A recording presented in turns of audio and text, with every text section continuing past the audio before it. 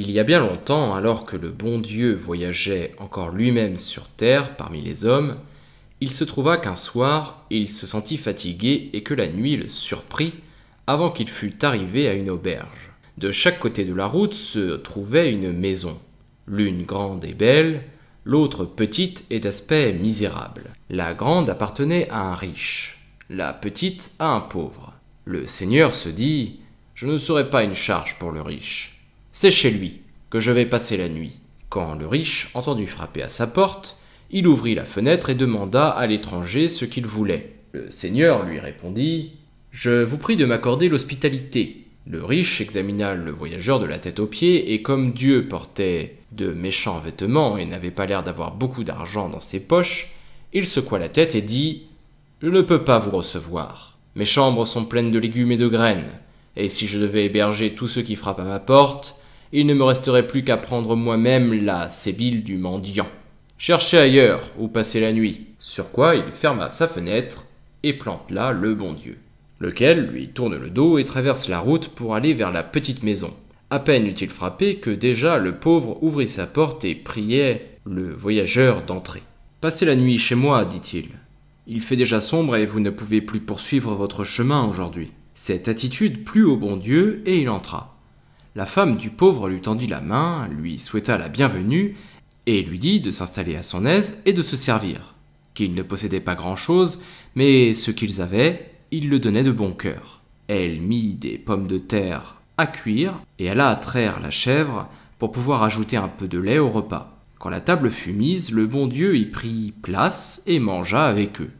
La maigre chair qu'on lui offrait lui plut parce que ses hôtes avaient d'avenantes figures. Quand ils eurent fini de manger et que le temps fut venu de se coucher, la femme appela discrètement son mari et lui dit « Écoute voir, mon cher mari, nous allons nous installer une couche par terre pour cette nuit, de façon que le pauvre voyageur puisse prendre notre lit et s'y reposer. Il a de quoi être fatigué. » « De bon cœur, répondit-il, je vais lui proposer. » Il s'approche du bon Dieu et le prie, s'il en est d'accord, de se coucher dans leur lit pour y détendre convenablement ses membres.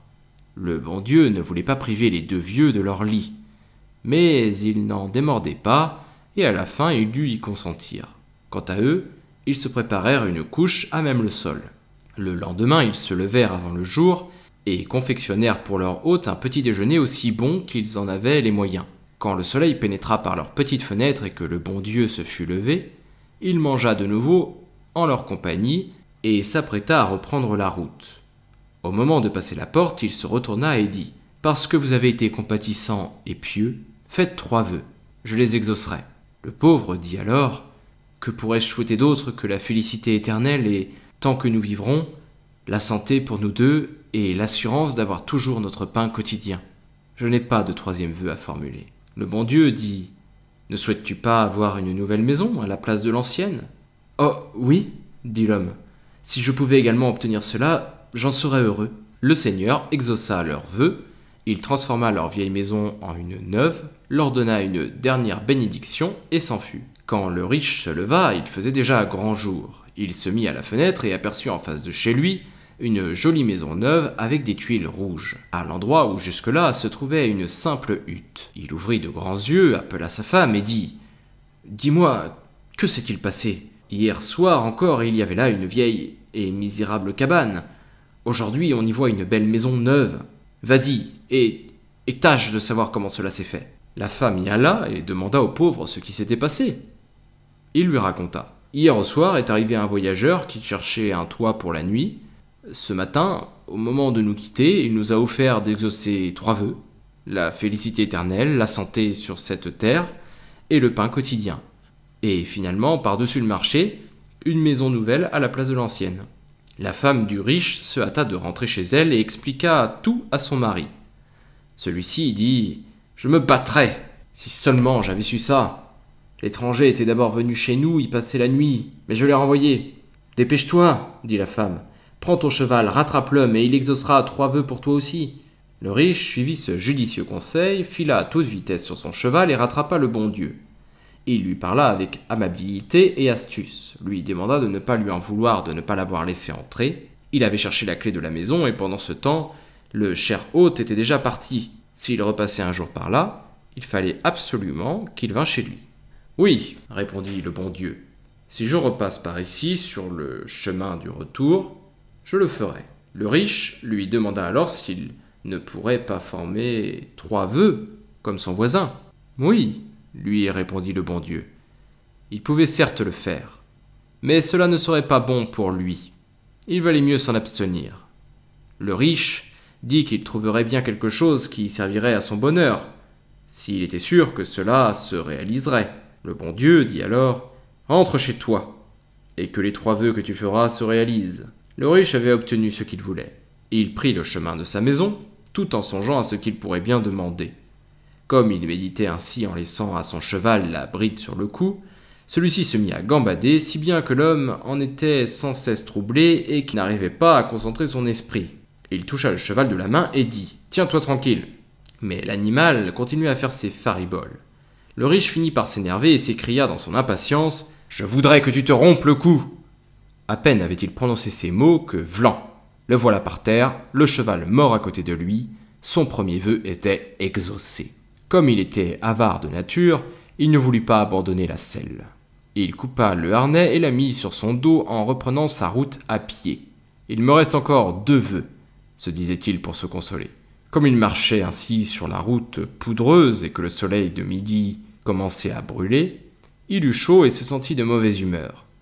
La selle lui blessait le dos, et il n'avait toujours pas trouvé ce qu'il pourrait souhaiter. « Même si je me souhaite toutes les richesses et tous les trésors de la terre, se disait-il en lui-même, il me viendra par la suite toutes sortes d'autres envies, je le sais d'avance.